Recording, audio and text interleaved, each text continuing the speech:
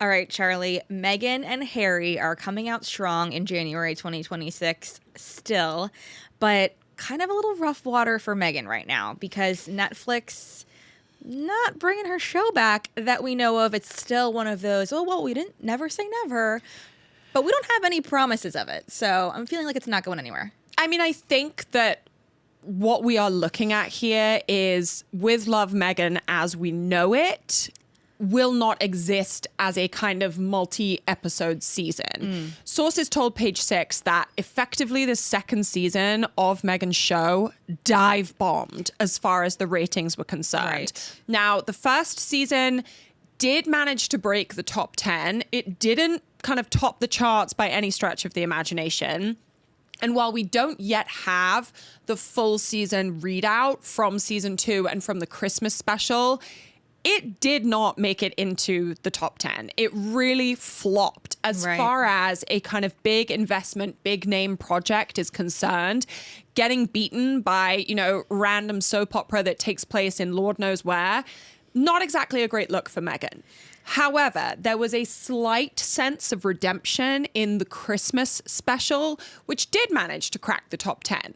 So what sources are saying is that Meghan understands that churning out all of these episodes, managing to pull in all of these celebrity guests for these episodes, probably not going to happen in the future.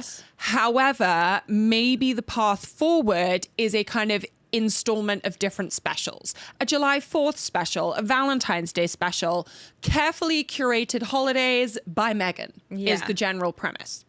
I mean, I think that's maybe how they should have started this, to see if there was interest, because you can't run before you walk. I agree. And I think the issue here is that, you and I have discussed this 1,000 times previously. Ad nauseum, if you will. There are only so many ways that you can create content for this kind of show. And the realm of what Meghan was doing was very, very limited. Okay, let's turn a piece of toast into a bumblebee. Let's turn a fruit platter into a rainbow. Let's make something out of flowers. It felt very restricted in what it was offering the viewers. And when you have a Christmas special or a Valentine's Day special or something like that, you have more room to kind of make those kitschy DIY ideas work. Right. More so than you do when you're saying to people, this is something you should be doing every day. Right. You can do this on a random Thursday for your kids. Right. Like, please freeze flower petals in your ice cubes every day and make your water more elevated. That's not realistic for the average person on an average day. Right. However, for those, people out there who are fortunate enough to have specialty china for every single holiday vacation, who decorate their homes for every different season, creating a seasonal holiday special to fit within those different, time zones. Perfect. Meghan can create specially tie-dyed Easter eggs. She can show how you can make paper hearts on Valentine's Day using rose petal dye or whatever it is. Yeah. Some more ideas that I'm just giving her. But I think that would make a lot more sense. Additionally, what some sources are saying is that she may well focus more on doing short form video via her brand as ever. Which she did say when she spoke recently that they were asking about With Love Meghan. She kind of danced around it, which was not a promising moment to now lead to this of, again, no future plans for With Love Meghan. She danced around it and said, oh, we're going to try new content. We're going to try and jump into the short content game, which makes sense because of that creator space. But are we going to her for these creator things? I think that kind of picture perfect, elegantly curated moment actually suits Meghan's brand a lot better. Look, she is going to get criticism no matter what she does. Absolutely. She is a very polarizing celebrity, personality, whatever you want to call her. So the idea of her never getting backlash or, kind of criticism or whatever, that's just not something that's going to happen, I don't think. Right. However, if she is able to kind of cut down the bump and cut down the fluff and just say, here I am showing you how to heat up a microwavable quiche in a really elegant way. It's 60 seconds. It's done. It's a lot cheaper to produce. You know, she can, in theory, hammer out like 20 of those in a day. And at the end of the day, Netflix is tied into As Ever. There was always a connection between Netflix and Meghan's brand. So it also serves Netflix for As Ever to do well, whether that is as content creation, as product sales, anything. I think it would be in Netflix's best interest to say, hey, short form video is a lot cheaper to produce. We'd need Meghan for 2 days instead of 20. Let's just throw our money behind that. Yeah. And she seems to already be trying to tap into that because she is doing these trends. She posted that video of her and Harry dancing for the 2026 is the new 2016 trend. And she was like, our daughter took this video of us. So she knows what the people want. And she's definitely following the trends. Then she posted a throwback photo from their trip, I believe it was to Botswana, right? Yes, Botswana, in 2016 for the 2016 version of it. So she's giving people what they want. It's just how is she going to maximize the right way to do it, and the right strategy is still to be seen because she's tried so many different things, podcasts, shows, having, you know, doing a few interviews here and there sporadically. And well, don't forget we have her movie cameo coming up. So how could I forget? I mean, in my opinion, what is going to be really interesting is how Meghan's kind of career, how her role as a quasi-influencer, how that marries up with Harry's potential reunion with his family members. Right. So, you know, there is a lot of speculation at the moment that Harry will get his taxpayer-funded security returned to him in the UK, that will encourage him to finally travel over there with his children, spend time with his father. King Charles is potentially due to visit the US in, you know, a few months' time. A lot of people are questioning whether he will spend time with Harry and the kids then. But the issue when Meghan and Harry were members of the royal family, or I should say one of many issues, was that Meghan wanted to carry on the life of a celebrity. She wanted to go to the events, claim the free stuff, have her social platforms, have a social media account, have her lifestyle website, and that was not allowed. Right. So, you know, I'm just kind of picturing like, okay, is Meghan going to be at afternoon tea with King Charles being like, hey, like with her camera? BTS. Do you think that they'll go to Trooping the Color? Because that would be coming up in the summer, and that would be a June. Big event that, if this all goes through for Harry and he does get his security back, they have been to that event before. So in my mind, I'm like, why wouldn't they go to that? If you're telling me the reason you can't go with your family to the UK is for security purposes, then the security of it all, if it is managed by then and he gets the security back, do you think they would be at Trooping the Color? I don't. I think it is highly likely that they will travel to the UK in July for the 1-year countdown to the next Invictus Games, which is due to take place in Birmingham in 2027. Birmingham is not really a place that anyone wants to go to, as far as I am concerned. But Meghan has joined Harry for a lot of his Invictus Games events previously, whether it's been the countdown or the actual games. I think also that gives them the opportunity to make the trip to the UK on their own terms. I don't think that we are going to see such a U-turn that Harry and Meghan will go from 0 to 100 as far as attending royal engagements are concerned. Big leap before. It is. It's kind of like, you know, you go from living a life with no rules to living a life with every rule. And at the end of the day, they would be very, very, very low down the pecking order as far as the royal lineup is concerned. Right. Like, who can forget the last time they were kind of on the balcony, the two of them being like shoved to the back? Yeah. I don't think either of them want that ever again. We also have to remember that while Harry may be working on his relationship with his father, things between him and William are still very, very tense. Right. And it seems very unlikely to me that the first time Harry and Meghan go back to the UK together in what will have been more than 4 years, that Harry is going to kind of push Meghan back into that environment. Yes. If they travel for the Invictus Games, they can meet with whichever members of Harry's family they want to behind closed doors, in private, without the world's media watching them. And I think that is much more likely than them attending a major event. That's just my prediction. Right. But I think That's a good call. I think July is more likely than June. Yeah.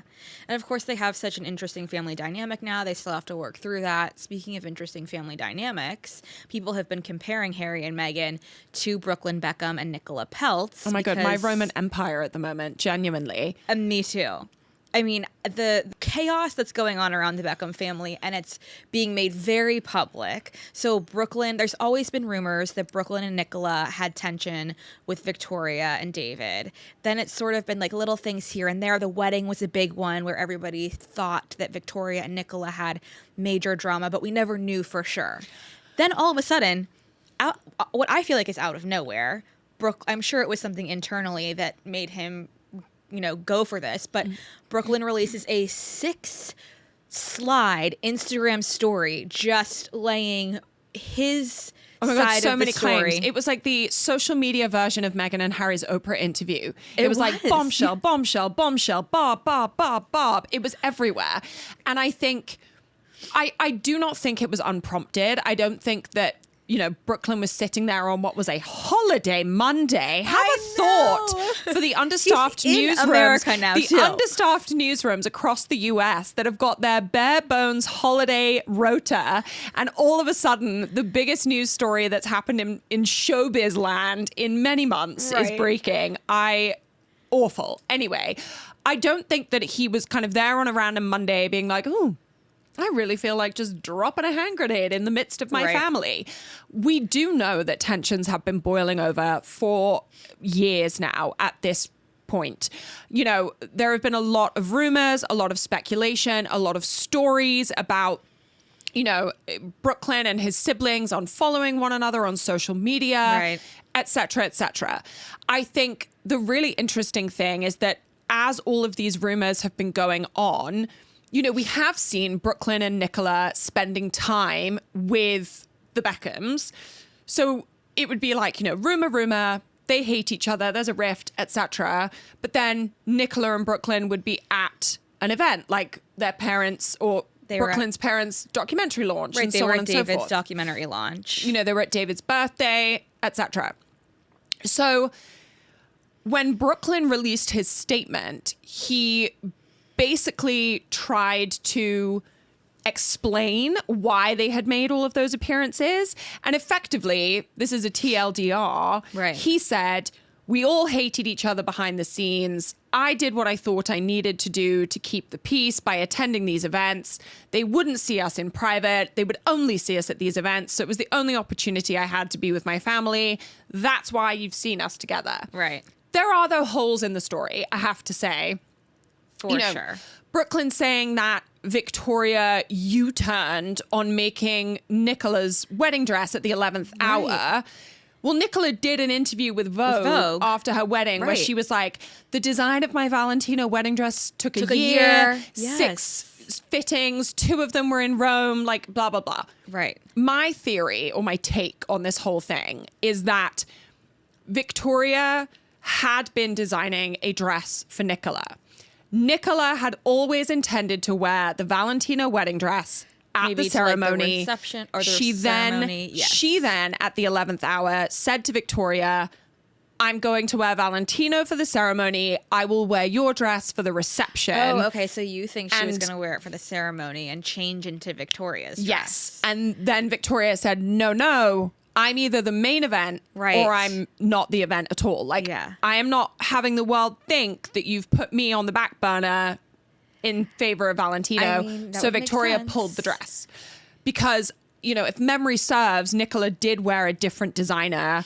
I mean, I think she wore like 6 dresses on her wedding weekend. But I think that is more likely. I do not think that Monsieur Valentino was spending a year making a dress for Nicola just in case she decided to wear it. I know, that was what was interesting about the story. And then some people were saying, oh, maybe they said that in the Vogue article to cover up what Victoria did. But then other people are saying similarly, like maybe Victoria's was a second thought dress and then she was upset about that. But Victoria Beckham dressed Eva Longoria for her wedding. And that was a very big deal and everybody loved her dress. So I could see a world where you're right. Like she probably in that moment was like, what do you mean? My dress is going to play second fiddle. I'm also trying to be, a house of Victoria Beckham. Right. So, and, I think the big, I guess, or the strangest thing to come out of Brooklyn's whole statement, rant, whatever you want to call it, was him accusing his mother of dancing inappropriately on me at the wedding. When he says he was supposed to be dancing with Nicola. Right. Now, a lot of people who have knowledge of the event or who were at the event have shared their opinion on this. I've heard some rumors that Brooklyn and Nicola had their first dance to, not a live performer. And that they then all had dinner, and then Nicola and Brooklyn were going to have kind of another first dance. Oh, okay. When Mark Antony started performing, and that Victoria was there waiting for Brooklyn. However, other people have said that it was actually Brooklyn who invited his mother up. Oh. And described her as like the most beautiful woman in the world. And so I don't know. So I don't know the circumstances. What I do know is 500 guests at a wedding. One of those people has a video. I know. One of those people has a video. The world will club together to give you the money to pay off your NDA. Just give us the video. We will start a GoFundMe so that we can see this video, because that's what's going viral right now is just the memes of Victoria, the edits of people. There's already AI videos. Terrifying. Like Those AI videos are terrifying. They're terrifying to begin with. And now we have a fake AI video of Brooklyn and Victoria, which I'm sure they could probably sue for their likeness on that. But it's just exploded. And there's like people posting. I saw a really funny one of the Australian breakdancer. Oh my God, yes, with Victoria's face. Yes, and then it was like Victoria at their wedding. Some people that were at the wedding are coming forward saying his story is true. Some people are coming forward saying that's not exactly how it happened. I think what we need is release the tape. Yeah, Release the tape. Show us. Or I think at the very least, they need to do a sit-down interview. And if we're coming back to the Meghan and Harry comparison, right? I think Brooklyn releasing this statement is the equivalent of, I know I compared it previously to the Oprah interview, but in terms of the stage of where we're at, it's the equivalent of Harry and Meghan releasing the statement saying, we no longer want to be members of the royal family. We're done. We're stepping down. The end. Which is effectively what he said with his family, that his parents have always been manipulative. Right. This is obviously paraphrased, but that his parents have always been manipulative. People think that Nicola controls him, but it was really his family controlling him. And he was claiming that the Beckhams tried to get him to sign an agreement to protect the rights Beckham to his name before the wedding. Because he obviously had made very clear his plans to change his name to Peltz Beckham. And it is, Brooklyn releasing this statement and effectively stepping down from the Beckham brand is Harry and Meghan stepping down as working royals. We all know what followed with Meghan and Harry. We have had the big Oprah interview. We've had Harry's book. We've had the Netflix documentary. I mean, you best believe that every senior Netflix producer is on the phone to Brooklyn and Nicola right now. For sure. Because the issue is Netflix already has David and Victoria in the bank. We've already had those documentaries. And the Brooklyn issue didn't really factor in. Yeah. So now Netflix is, in my opinion, the obvious choice to make the other side of the story. Yeah. And I think that Brooklyn, given that Brooklyn was so open with releasing this information, I think it would make perfect sense. You do the Netflix special, you maybe do a sit-down interview. I don't know. Is it Oprah, or is it like, I mean, you know, I'm picturing a kind of like Diane Sawyer-esque. Is it Meghan Markle's podcast? Oh my goodness. She comes back for one more episode, and it's a sit down with Brooklyn and Nicola, because people are saying they're arcing back to, as we were saying earlier, there's been speculation. Wait, I liked some. One of my colleagues was like, Brexit, I guess it is. It's Brexit. One of my colleagues was like, Brooklyn's burning a bridge. I was like, dang, that's good. Sorry, Brian, I stole that from you, but I was like, I mean, we're open. That's a good one. If they want to come in and chat with us, please, we can make more room will in make here. a royal. We can buy Beckham many more edition of these chairs. Yes. Don't you fret. These soft chairs. Exactly. But people are saying they're arcing back to when we knew there was tension, but we didn't know a lot about it, that they went to dinner with Harry and Meghan. I think it was at Harry and Meghan's house even, or something along those lines. It was like something Harry and Meghan had put together that Brooklyn and Nicola were at. And everyone was like, ooh, is this them picking a side in the family? Because, you know, there's this drama with their family. There's a drama with their family. And even recently I saw another AI edit of people saying that Brooklyn and Harry were like meeting up under a bridge, talking and hanging out and discussing. Meeting up under a bridge. I don't know, it was giving strange. heated rivalry Like vibes. yeah, exactly. It was like secret meetings between them about how to handle their families. So I feel like we're not going to be the end that we see Meghan and Harry and Brooklyn and Nicola together joining forces to some degree, taking a stand on what side of the, you know, I mean, maybe Meghan and Harry argument will produce the Netflix documentary on Brooklyn and Nicola, because let us not you're forget, always giving them ideas. They have the Netflix first look deal, so it's not out of the realm of possibility. And if they don't call it Brexit, they are insane as far as I'm concerned. I mean, that would honestly be genius of Meghan and Harry. They probably wouldn't touch it. But. TM, trademark, copyright. Yeah, Just right. throwing it out there right now. Putting that out there. Well, it'll be interesting to see what happens. Obviously, David and Victoria haven't really spoken out yet about it. David sort of gave like a weird answer about... He released a weird comment or said a weird statement about the dangers of social media and the fact that he had like warned his children about the dangers of social media. Yeah. Which is funny because that kind of also aligns with Harry and Meghan's stance on social media. But it was I don't know. It was a blanket statement about his children, though. It didn't come for Brooklyn in particular. No.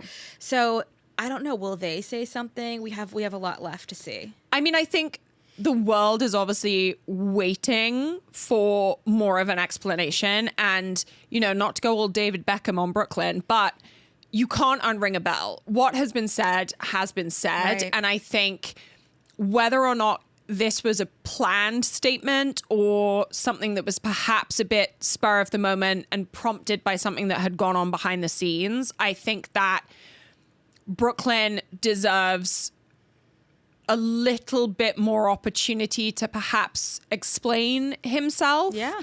You know, if all of this stuff is true, et cetera, because right now people are kind of doing that thing that the internet does where you take sides, you don't really know the full story.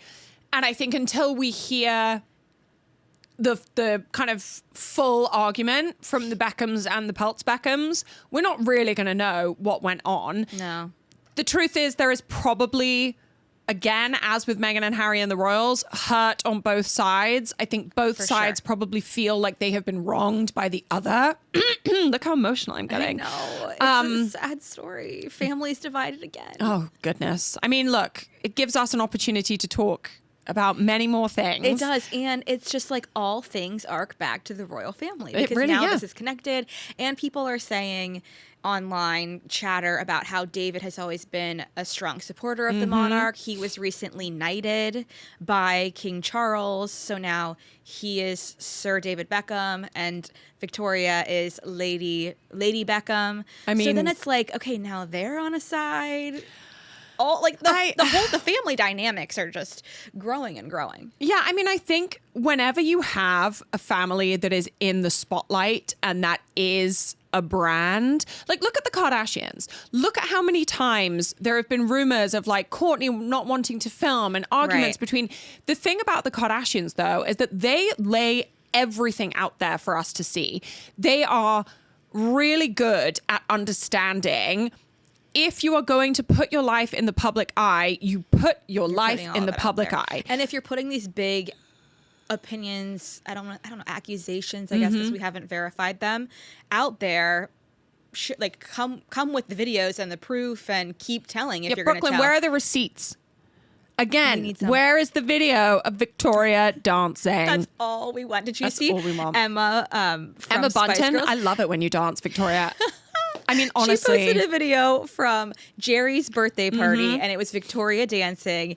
And taking a side, she said, "We love when you dance, Victoria." I mean, don't we all? You know what this means, though, for me? What? And I'll leave everyone with this. My number one priority, a Spice Girls reunion. And you know what? Brooklyn and Nicola might not be in attendance of this, but Emma posting in favor of Victoria has me believing again. Girl power. That I will once again get the pleasure of pretending that the Spice Girls will be reunited soon. Because I'm riding on that. The question on my mind, and I will leave you with this, the question on my mind is which is going to come first? A new episode of With Love Meghan or Brexit, the special?